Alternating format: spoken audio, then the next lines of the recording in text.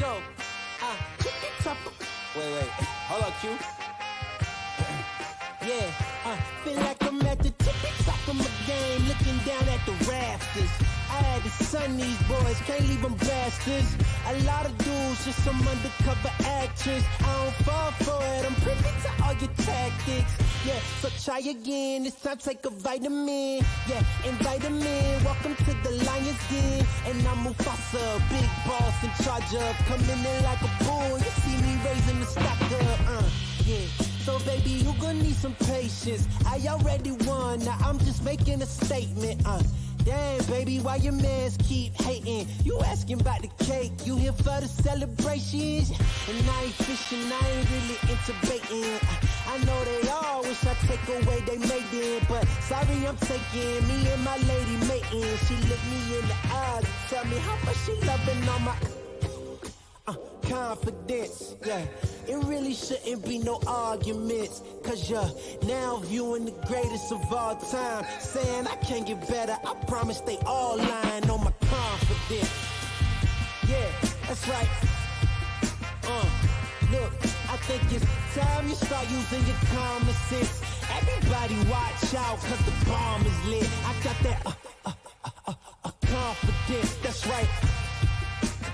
Confidence, yeah, confidence. That's me. Hold up, yeah.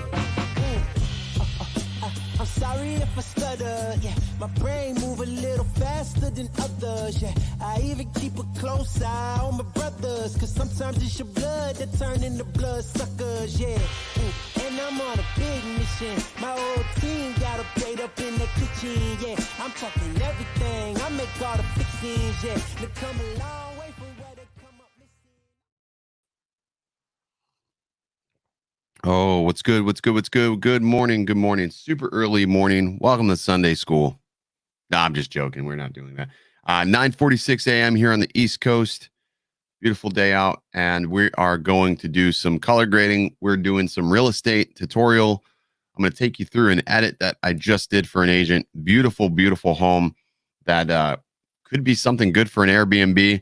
Got some interesting shots. We've got some D-Cinelike exterior shots from both the Mavic Air 2 and from the FPV drone that I tried out. I tried to use the FPV drone a little bit on this shoot. Unfortunately, it's a really tight property, so it wasn't the best use case scenario. So, but I figured it would be cool to color grade this and see how we can make everything tie together. So let me go ahead and share the screen here and take you through the edit. All right, so check it out. This is the edit by the water again, obviously. So we'll just take you through this. None of this is color graded right now, but this is sort of what we're working with. Got a house by the beach. It's on the back of a preserve. This is the FPV drone right there. So we've got the Lumix S5. So this is a Panasonic camera that we're using for the exterior shots. We still got a little minor editing we're going to do here. But for the most part, everything was shot in log in the interior. And then on the outside, everything was shot in D-Cinelike. I think they match up pretty well, actually. So we'll show you what everything looks like before we do any sort of color grading.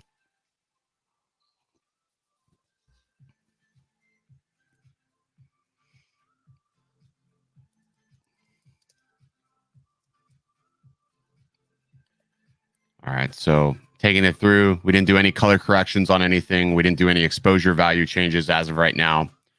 So we're going to have to go through, change the exposure values. Like this shot was a little darker than I would want it. So we're going to have to change that up a little bit. This is the FPV drone. And it sort of works. That sort of worked for that shot.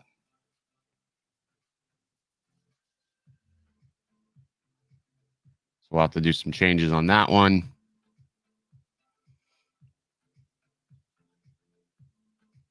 I think overall that this edit came out pretty decent. I could shorten this clip up, which I may still shorten this clip up, I think.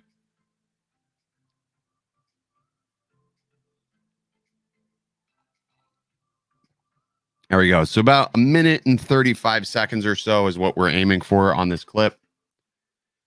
And all right, let's go ahead and start the color correction process. We're going to start with this clip right here. This is one of our hero clips. Easiest way to start this, I'm just going to go ahead and grab a adjustment layer to start off with.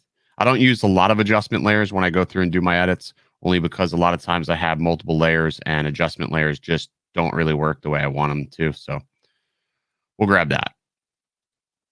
All right, let's also do this so I know which is which. Where the hell is it? I don't want to set that to screen. I want to modify the adjustment layer, actually.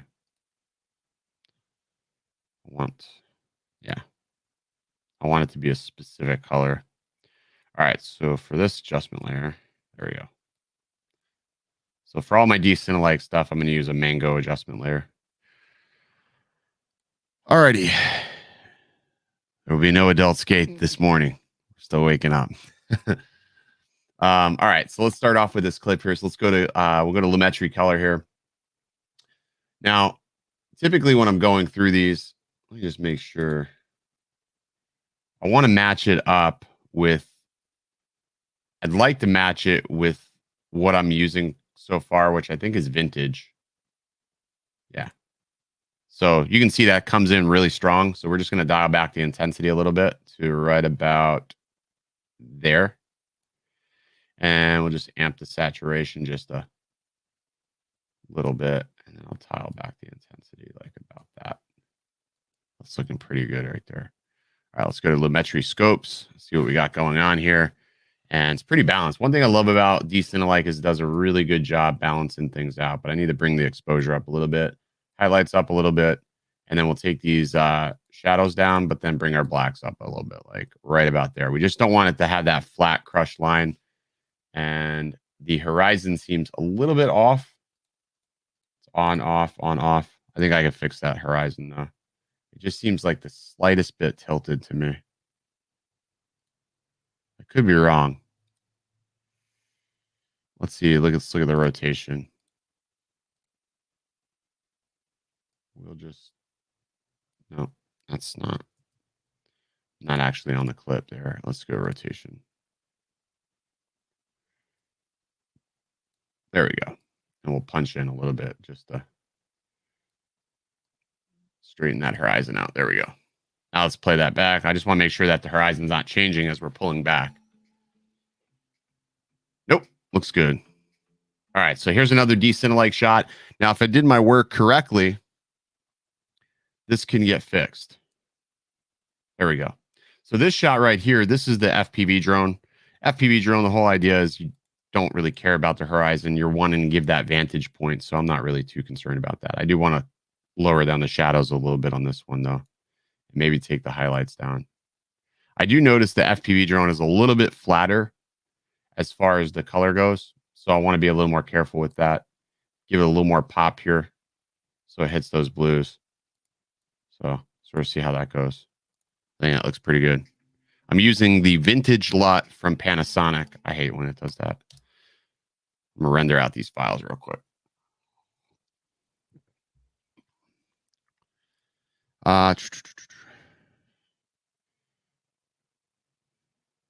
Copper State asked, Drunken Horizon. On the Mavic Air 2, it looked like the horizon was a little off. It was pretty windy, though. So we'll let that render really fast. I don't know why it does that. Sometimes it does like this little warp speed thing. Not really sure why it's just doing that. All right.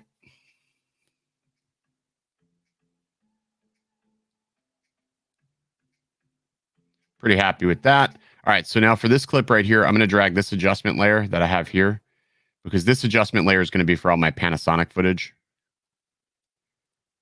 Because with these LUTs, I'm going to bring these in at full intensity. So I've already loaded them up into my folder. So I am using, where is it? Vintage 33EE. I love this LUT. Looks amazing. All right, so let's take a look at this. Definitely needs a little more saturation.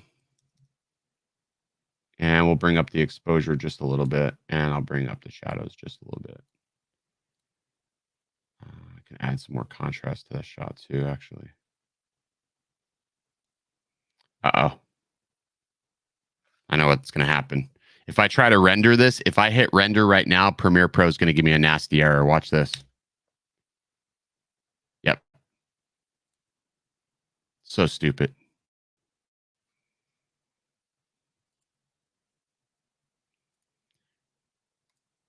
I knew as soon as I saw that black screen that it would error out on me. So as soon as you see those errors, as soon as you see a black screen dragging any effect onto Premiere Pro, you need to immediately save your project and close it and reopen it. It's the weirdest thing, but as soon as I reopen it, it'll be fine. It's really freaking annoying. And some reason Premiere Pro still thinks it's running. I bet you if I go into my system tray, it's still running somewhere. Oh, that's really obnoxious. I hate when it does this. Now I got to dig through all the program files to find where the hell it's actually at. All right, where are you? Come on.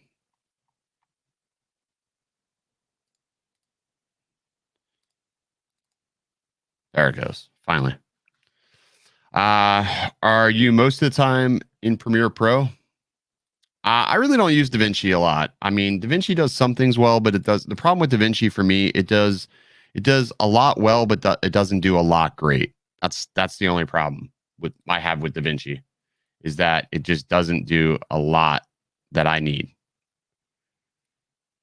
I'm pretty like critical when it comes to audio. So for me, DaVinci just doesn't have enough of audio features. All right, so I got that back open again. That's really annoying that it does that. I hate that just crashes the minute you apply effects like that. So I'm gonna bring up these highlights a little bit. I'm trying to really match these colors between the two without tearing apart the sky. Now I did shoot this in 10-bit. I do feel like that's pretty good there. And I'm also wanting to give a little more warm vibe, because if you notice, this footage here has sort of a warmer vibe. So I'm trying to maintain that warmness throughout this shot, which I think that looks good. So I'll render that really quick. See, now it renders just perfect. So stupid. So stupid. I need to upgrade my computer. I'm thinking about going with Lenovo Legion 5 with Ryzen 7. I'd just be careful with those Ryzen chipsets. Here's the biggest problem with the Ryzen chipsets is the AMD drivers. Like, I know everybody's like, oh my God, Ryzen, it's so amazing. Ryzen is amazing when it's in a desktop and you have a NVIDIA graphics card, but Ryzen in a laptop is a shit show still right now, because there's just too many driver issues. I've read too many. I almost bought a Ryzen laptop and I actually held off on it. I'm glad I did, because there's just too many horror stories from people that are using it. All right, so this clip right here, I got to really work on this one right here. This one. So I'm going to copy this grade, and I'm going to paste this grade in here, and I'll show you why in a second. I'm just going to lower the exposure a little bit, but also raise the shadows. So I want that to be good, and I just want a little bit more contrast right here. I got to really get those blacks down there. And there we go. Add a little more warmth to this shot there. That looks cool. All right. And I'm not worried about that portion right there, because you're never going to see that. So I'm just worried about right here. And that actually looks pretty good. I'm going for a stylistic look on this edit. Maybe I'm going to jump in here. Use Filmora. Have to set back up every 5 days. Yeah. I mean, Premiere Pro isn't terrible with the crashes. I mean, like that, I know what to expect. Like, I know what things will crash Premiere Pro. So as long as you know what your program's like sort of limitations are, then you'll be fine. But if you don't know your the limitations of the program that you're working with, that's when you have problems. All right, so this clip right here, this is going to be like my hero clip, actually. So I'm going to set this to, I'm going to go to magnification. I'm going to set it to 10%. No, actually, I'm going to set it to, I forgot, I'm editing this in 1080p. So I'm going to set it to 25%. So next thing I'm going to do is I'm going to go ahead and go up to my effects tab. I'm going to do opacity clip. So I'm going to do my mask. So everybody always asks, how do you do your masks for your transitions? This is how I do them. So I'm just going to grab all this and I'm going to make it like the size of whatever it is I'm doing. So it's like this. And then I'm going to just drag. So see that palm tree, that edge of the palm tree? So I'm just making it like that. And then I'm going to move this out of frame here. So I'm actually going to go all the way in on this. And I'm scrolling till right there. I think that's the first frame where we see the edge. See that little edge off to the side there? So I'm going all the way over to that first edge. Next thing I'm going to do is I'm going to make a feather. I usually set my feather to 20. I'm going to do keyframe, just by clicking the little stopwatch. And now from here, I'm just going to drag this in, just sort of like this. And I'm just going to mold it to the frame. This is the most time-consuming portion of my real estate edits, is doing this. Totally unnecessary. Like, you don't have to do this, but I like the way this looks. And it does take some time. You can't do this on every single object. I mean, you can if you have a lot of time, but not really recommended. So I'm just sort of going to be very careful with this one, making sure that I just pull it to where it's actually just touching whatever is actually showing. So sort of like that. And you just want to overlap I go every frame. Some people like to go every other frame. I like to go every frame because I want it to be as clean as possible when I actually play it back. And then there'll be one more thing we do to this once it's all done. So we're going to expose the inside of the house next. So I'm just going frame by frame. And just sort of fine tuning it wherever. Now the feather will just make it a little softer, a little more natural. Some people do 30 feather. I don't like doing 30 because then you got to really overlap it, but 20 seems to be a good sweet spot for this. And so you probably figured out why I didn't use an adjustment layer. I didn't use an adjustment layer because if I use that adjustment layer on this clip, half of my grade for the exterior would bleed into the interior. So that's the reason why I copy and paste my grade directly to the clip and not use an adjustment layer for this specific file right here. So I'm just coming over, still sort of tweaking that, tweaking this bottom half. And sometimes you'll get all the way through this and you'll still have to do some further tweaks. But this just gets a good starting point. Sometimes I get lucky and it looks great, but sometimes it doesn't. All right, so that looks good right there. So now it bled over a little bit.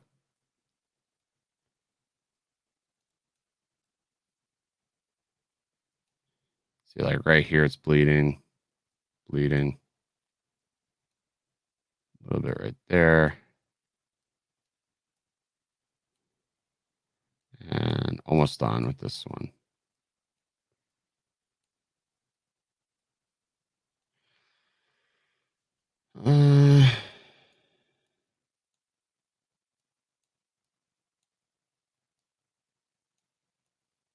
The other thing you want to do is when you're going through this, you want to make sure that you have enough room on this side here. Because sometimes I'll go through and I'll do this mask and then I'll forget to make sure I have this extended. And then it bleeds over. And you don't want that. You don't want to figure out that you got to do more keyframes after the fact. So we'll just go through like this. Perfect. This one, I think I made the mask the right size for this. See, and if not, you just sort of drag it so you have a little more room. And there we go, almost done. And we are done with the mask. So now I know that it's there. I can cut that right there. So if we want to see what that looks like, nice and clean, right? So we're going to refine that a little bit further though, because I like the mask to go a little bit faster. So I'm going to go time mapping, speed, and yeah. So we're going to do time mapping, speed. And then what I do is I'll typically put a point. I'll take the pen tool, and right where I hit that, I will go like, let's say I'll do a point here. And then I'll just raise this up a little bit. Not a lot. Like, you don't need a lot. Like, a lot of people overdo these speed ramps, and I'll sort of bevel it. And then what I'll do is I'll raise this up, and then we will add like a little Bezier to it. So now let's look at that. So not bad. I can go a little faster actually. So that looks good. All right. Now the last thing I do with this clip is I'm going to go to effects, and I'm going to make this full screen. I'm going to make that magnification so everybody can see it. So next thing I do is I do directional. So I'm going to take some directional blur, drop it on the clip. And what I want to do is, as soon as I start having motion, I want there to be some blur. So I'm going to go all the way down to directional blur, and I'm going to hit my timer here. And what I do is I'll maximize my blur length because I want to see which way I want it to go. So I want it to be,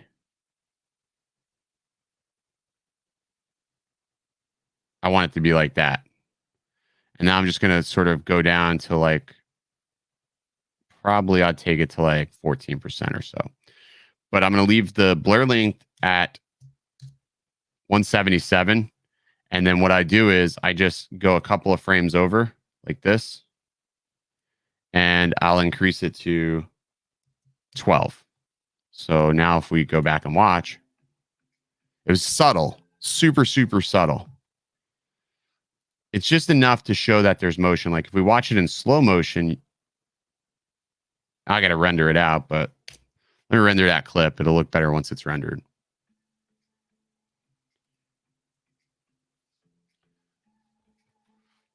All right.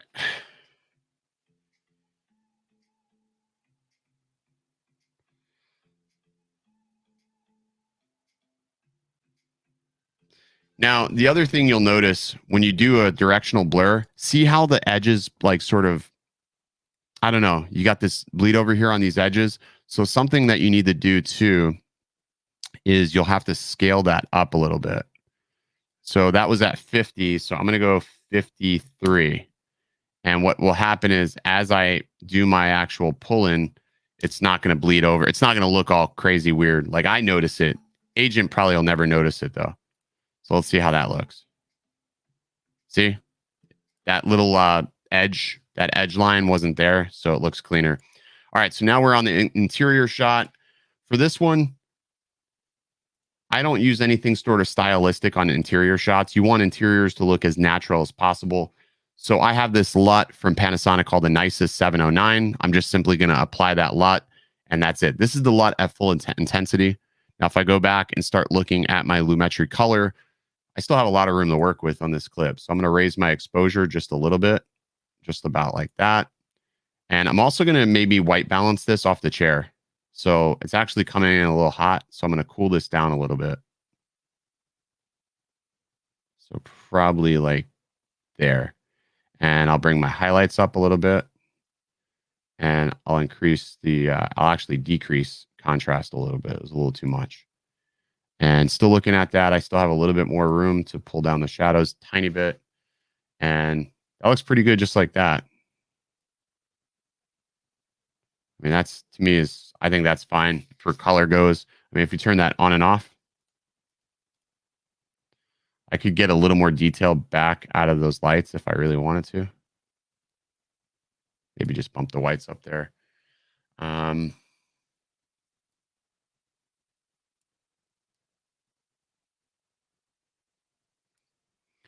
Maybe something like this. Yeah, just to offset that green. That green wall is throwing a little bit too much shift there.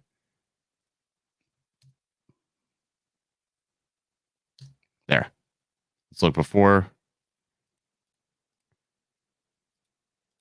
So you can sort of see the before and after of that. I'll render that clip out.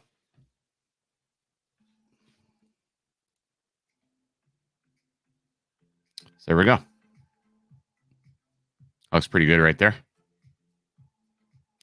All right, let's move on to the kitchen. And I'm going to use an adjustment layer on the kitchen. So I'm just going to grab this adjustment layer here. Now that's all blown out from the outside, but I'm just going to reset that. I'm going to copy my grade that I just did in the dining room.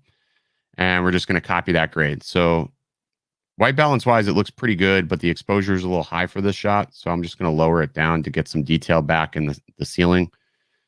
And I think that's pretty good, actually. Let's see. Ooh, no. I'm going to get rid of some of this magenta, though. And I think the white balance looks good. For me, this looks appealing. And if I just sort of pull through the kitchen here, maybe I can add a little more contrast to the shot. Just a little more contrast and pull the highlights down just a little tad bit. That looks good right there. It's level, so that's good. I don't think I really got to do anything crazy with that. So from here to here, looks good. Not too much of a shift. I mean, that looks about what it looked like during the day, like when I shot it. Maybe I can just take down the exposure just a little bit more. It was a little too punchy. All right, that looks pretty good, actually. All right, so same thing. I'm going to take this color correction. So the whole idea is when you're color correcting things is to just try to reuse as many adjustment layers as you possibly can. The reason why I do this is that it keeps my color grade super consistent. So here I am in the living room, and now that clip is pulled down everything. So this is a little darker, but what I'm going to do is I'm going to raise the exposure. I'm going to bring the highlights down here, pull my shadows up a little bit, and increase my contrast. But I want to get like a good view out to the pool. So I'm also going to maybe warm this up a little bit.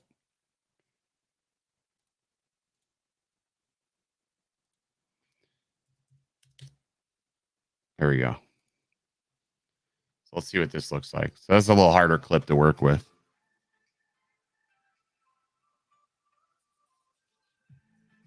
All right, same thing here.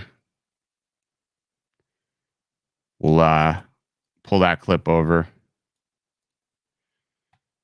This one's harder to do, so you have to go to adjustments, midtones. So your midtones are a little light. So then we'll bring down our shadows a little more. Pull up these highlights a little bit, but not too much. If I really wanted to get crazy, I would mask this area and create like a filter to really pull down the windows if I wanted to get crazy. I think this is fine. I think it looks natural though. Same thing here, like right here, just to keep everything consistent.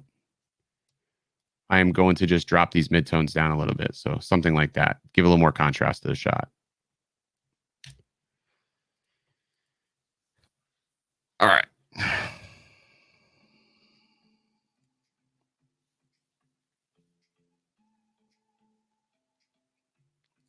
So let's see what we got.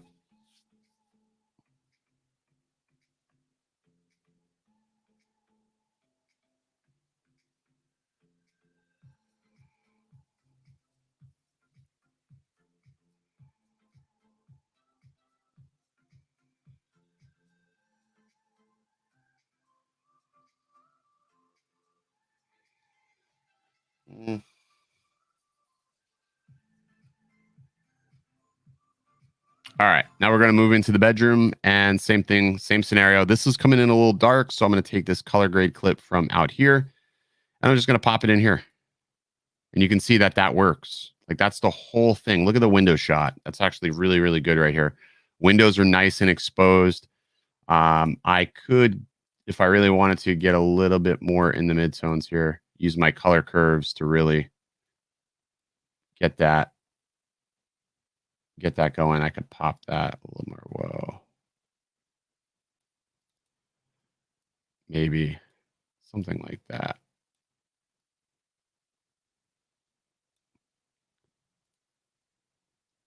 I got my highlights way down on that too.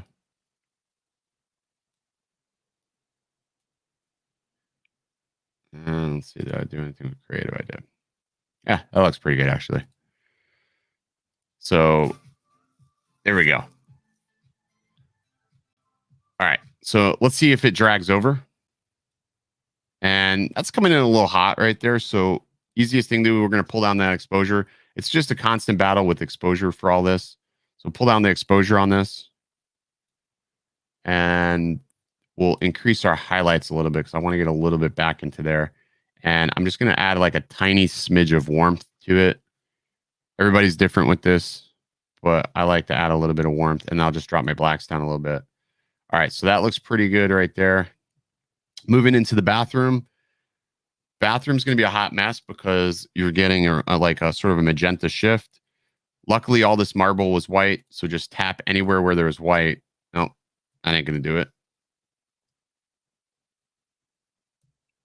Let's try right here. Nope, still not there.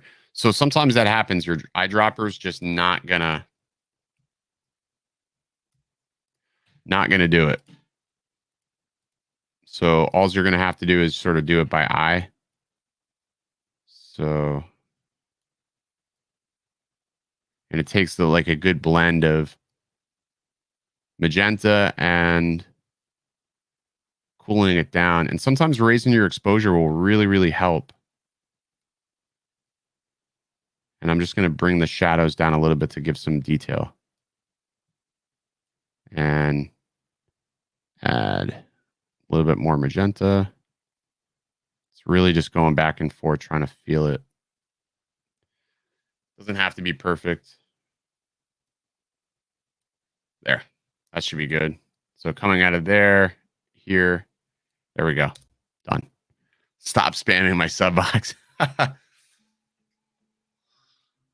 I usually stream on Saturdays, but Saturday we released a video.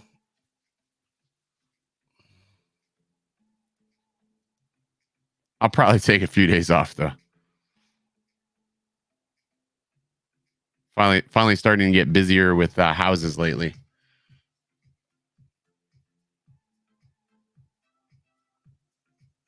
All right, so that's looking really good.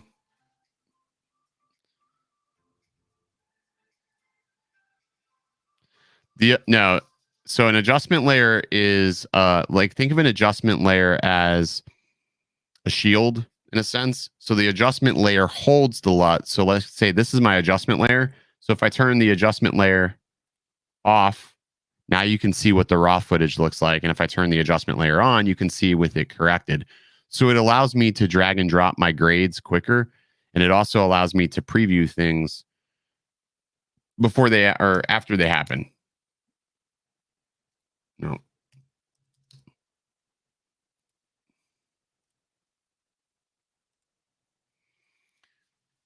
Yeah, this one was weird. This bathroom was weird.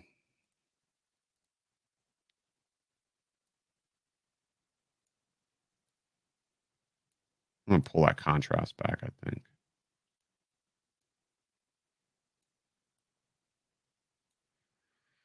Battling with that. All right, so then I got this shot here. This is the other bedroom.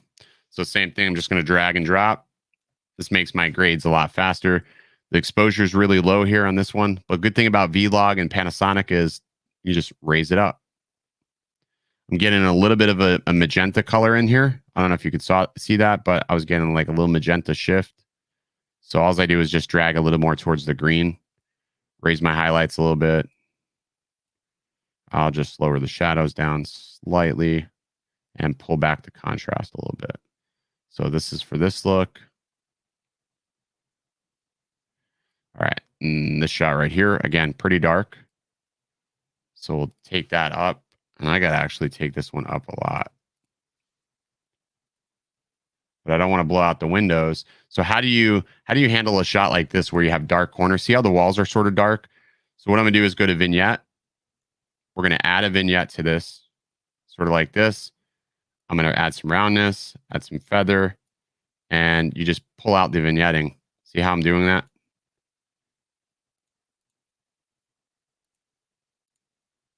See how that does that? On, off, on, off. And we will just pull down the blacks. Now I got some noise in this shot. So I've got some noise in this shot. It's a noisier shot, but that's okay.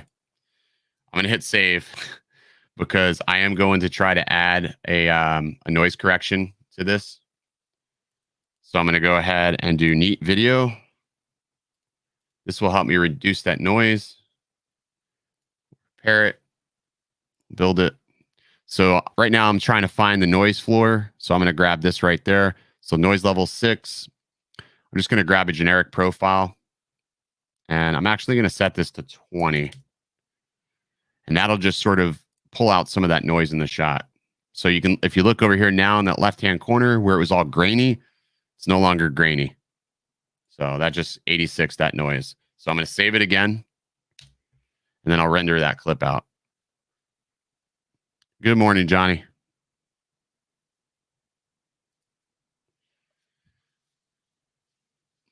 And again, some of these minor details with like noise in the shadows and stuff,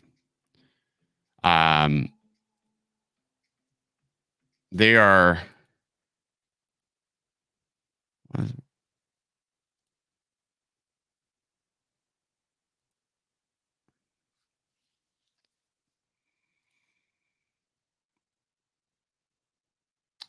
some of these things with these shadows, I mean, are nobody's going to notice, and YouTube and Vimeo are going to compress that. But I think this is a good enough shot. Like that's good enough lighting in here. All right. So moving over to this grade. This bathroom's sort of weird because it's not like it doesn't, it's an off-white. So if I go to the color tab here, I can just pull this down a little bit. And this is actually a little bit easier to do. And then I can just go ahead and pull my highlights further down, drop shadows a little bit to get a little more detail back in here. Something like that. Add a little more contrast to the wood. And I would call that one done. So before, after, done. All right, let's move over to here.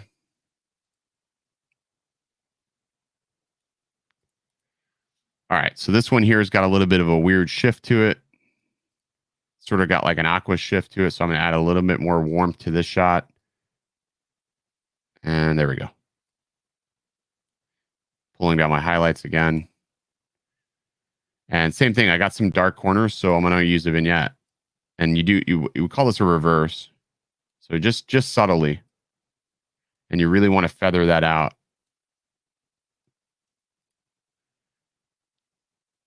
I think that looks okay. Before, after. I can do some more fine tuning to that if I really wanted it to. All right, so this is another FPV shot. One of the last. I'm just going to drag and drop this over to here. My highlights in the pool are coming in a little bit hot. You can see the pool is sort of lacking detail. Sky looks good though. So I'm going to lower the highlights a little bit. And I am going to drop the whites on this shot just a little bit. So, and I'm also going to add a little bit more orange to that. I want it to be more summery. So that's from the FPV drone. Somebody asked me, can you use the FPV drone for real estate? Yes, you can. You're just going to have to be really, really super selective of when and where you use it. You're not going to be able to use it for certain properties. Is this one of the properties I would use it on? Probably not. I forced it because I wanted to see what it would do, but I probably wouldn't use the FPV drone normally on a shot like this just because it's a really tight property. So I'm just going to do something like this. More contrast. There we go. So there we go.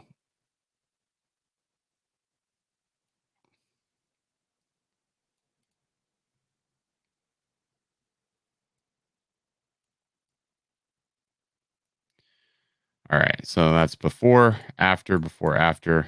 You get the idea. All right, so this is the Mavic Air 2. So my yellow grade is going to drag there. And I'm just going to knock some of that down. See, this white balance was a little different on this one.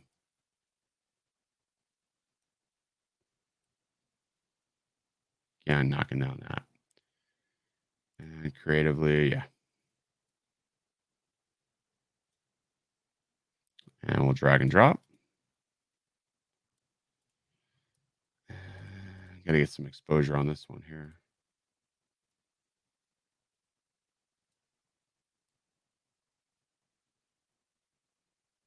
D-Cinelike has some crazy good dynamic range, actually. For what it is, I mean, it's pretty good. Let's see. This one, I may go here and just sort of raise it up a little bit. There we go. And then last shot is this one. Lower down, highlights a smidge. Horizon's really goofy. Holy crap, that horizon's goofy. Let's rotate the horizon a little bit.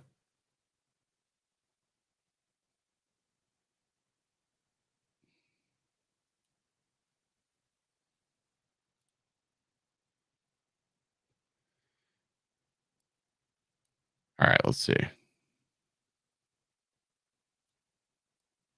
Pull that in a little bit more. There we go. And I will probably pull some of that out. Temperature out. There we go. I call that pretty much done. Maybe some minor things I got to do, like add some soundscaping to it, but beyond that, that is the subgrade. That is the color grade I would go with. Bubman asked, what drone was that I used in the back? That wasn't a drone. That was my camera. I put the camera on a gimbal, and I'm just pulling backwards. This thing's got some crazy IBIS. So there's image stabilization in the camera, and this thing's amazing. I have to do a lot less work on it. So let's watch it all back. So this is what we got here.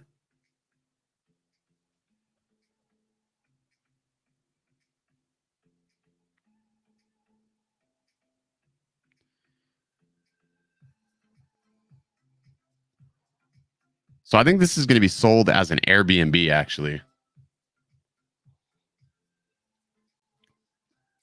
And this was a good house because there's a lot of like great natural lighting, and just you can make this is one of those shoots where it doesn't take much to make it look good as long as you get some good angles. We didn't do any crazy speed ramps for this one. That's the important thing. We're not doing speed ramps or anything like that. We're just, you know, just using the natural movements that we took. Little push-in shots, pull-back shots make a big difference. You don't need to show corner to corner every single room. Like this is an office. I wasn't going to do that. FPV drone shot. Sort of showing how you tie into it. I may want to add some warp stabilization to these shots here a little bit more. Again, the starlight feature of this house is the pool area. So you're going to really want to showcase that and also showcase how close this house is to the beach. Because quite literally, you can walk to the beach from this home. So this shot here felt really long. I may pull back and just do something like this. I may shorten that clip a little bit. A little long. A little bit long. May do something like this.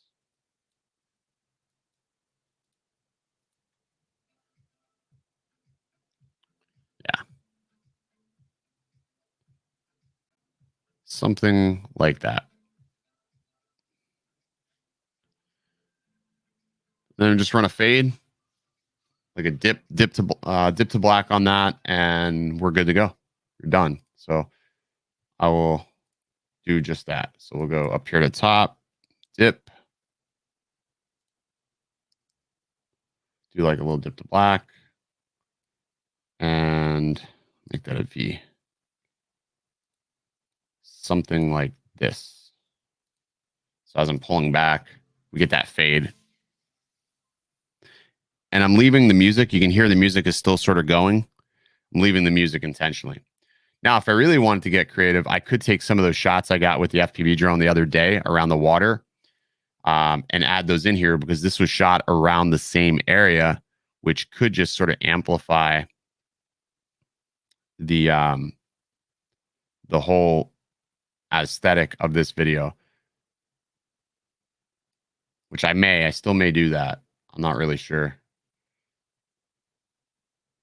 Sometimes you lose a little contrast out here outside. So you got to amp that up a little bit. But all in all, I think that D-Cinelike from the FPV drone to the Mavic Air 2, like these two are really good combinations. If you want to use these for real estate, these match up incredibly well. 1-to-1, you're just not going to get a better fit if you're looking to do professional real estate with FPV outside, exterior only, not inside, but exterior only. These give a really good match. Like straight out of the camera, you don't got to do anything crazy to make them match. You saw I was able to drag the color grades from one to the other, which is really hard to do in a lot of instances. Like you don't get that ability normally to do that. So that was pretty awesome to see it actually do that. So I am going to drag in now. Now what I'm going to do is I'm going to drag some whoosh effects. So for instance, I'm just going to drag this right here. So right here where we had that palm tree, I'm just going to drag this effect in here. Speed this up. And I'll set the audio gain to -6. I don't know if you can hear that, but it was really subtle. Just like a little something.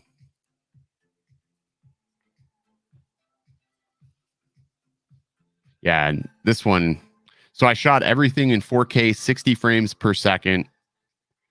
And then we just downsampled it into a 24p timeline. So this is 24 frames per second is what I'm going to deliver it to the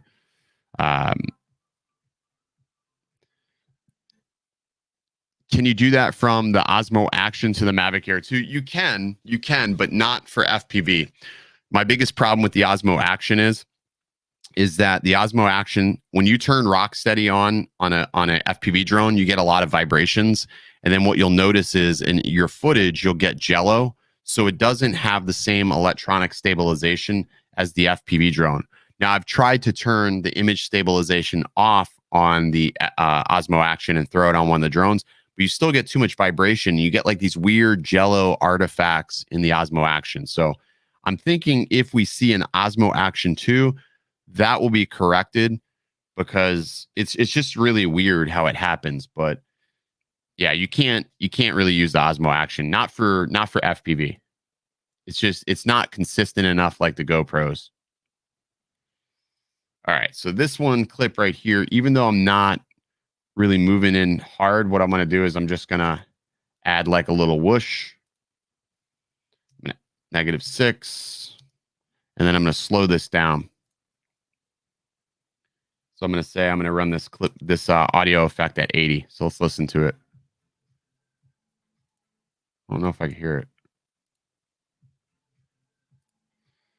Can't really hear it there. Let me make that audio gain.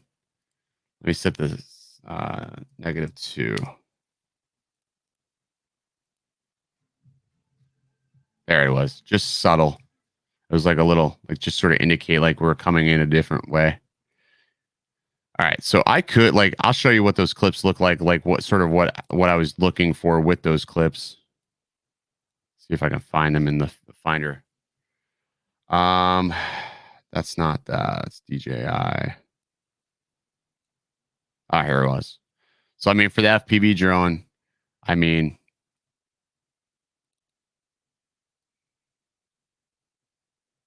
like you can get some cool shots like that.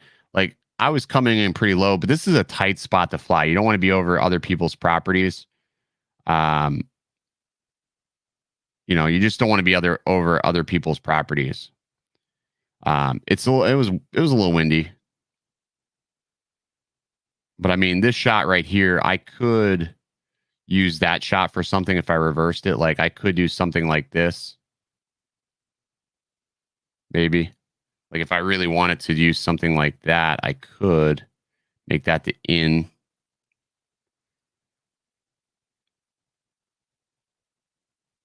Make that the out. I could do something like that if I reverse this clip. Like, and just do speed, duration, reverse. Let's set this to frame size. Something like this.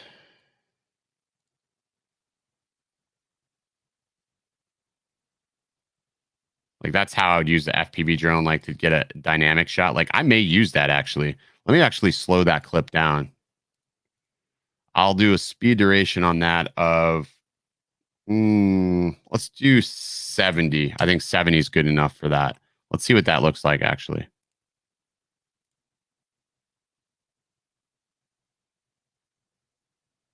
And I could make it pull over the roof a little faster.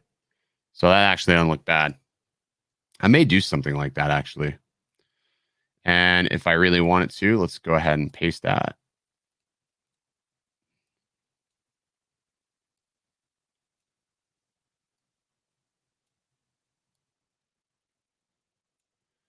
And we'll bump up the shadows. This thing's got some dynamic range issues for sure.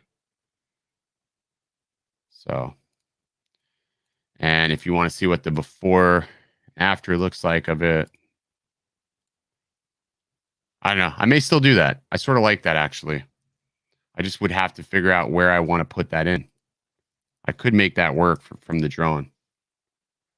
So I'll just show you what the color grade is going to look like, or so you get an idea of the before and after. So we'll let that play. So before, after.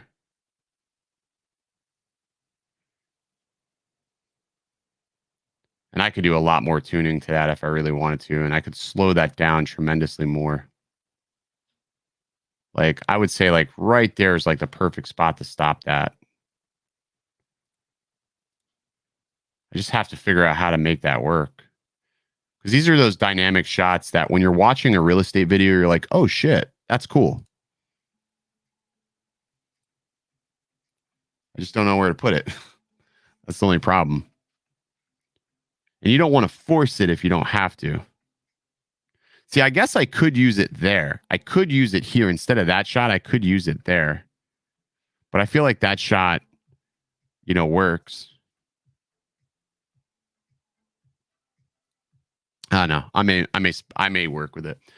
How much time do you spend at a typical shoot?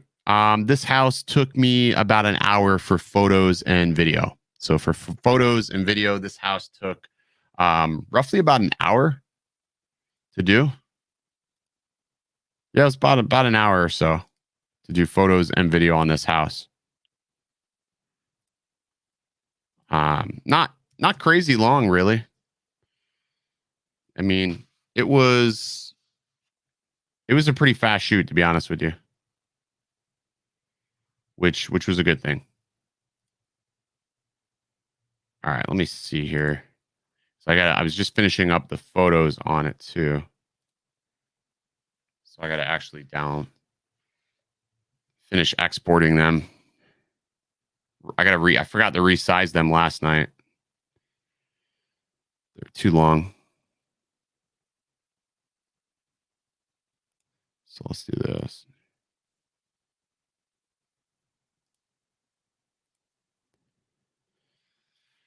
All right, let me do this. Hopefully they fix that, because a guy on a budget could use the Mavic Air or Mavic 2 Pro. Yeah, I agree. I hope they fix that too.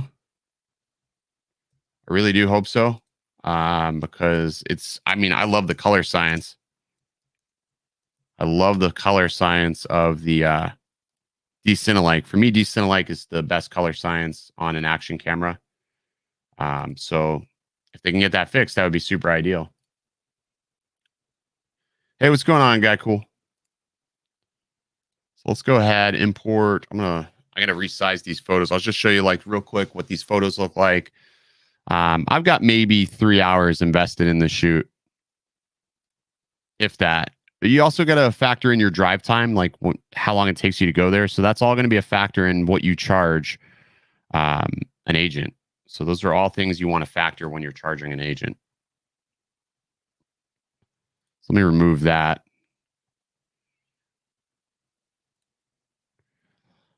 Let's see. Oh, nice, man. Good job on the Mini 2. Let's do... I'll share my screen and show you the photos aspect of this. Let me see. That's Adobe Lightroom. Yeah. All right. So this is the photos we got. So living room. So just going through showing, these are the photos that we took. So Mavic Air 2, that sort of matches up with the video color, I think, for the most part. So just all about making some creative angles. I do use flash. So I use flash and then I take one ambient and one flash and then blend it top down. Just some creative angles, really low. Some people like to go really high. I like to take lower shots. Make sure we can showcase the beach. It's really important. Behind the house is a preserve, so I wanted to showcase that. Bedroom, just always try to take creative angles. Like you want to showcase what somebody's going to wake up to.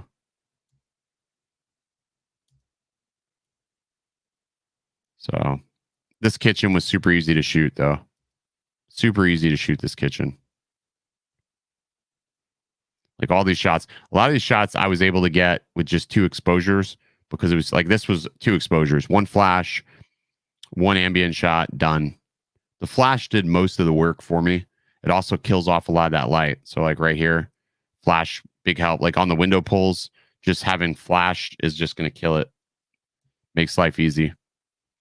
So the biggest thing is when you're shooting these shots, you want to make sure that you're as close to what your video looks like as well, without too much distortion. Like these shots right here, little twilight conversion.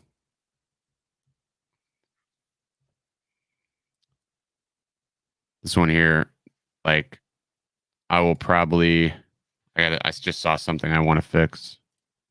I see the little piece of the chair, so I want to cut that a little bit like that. And I'll probably cut this like that. Just right there. Yeah. So on the TVs, I usually do TV replacements. Sometimes the agent wants a house in the TVs. Sometimes they don't care. Like usually they leave it up to my discretion as to what I use. But I like TV replacements. Like that TV I missed. But for most of my shots, I'll put a TV replacement. It just looks better.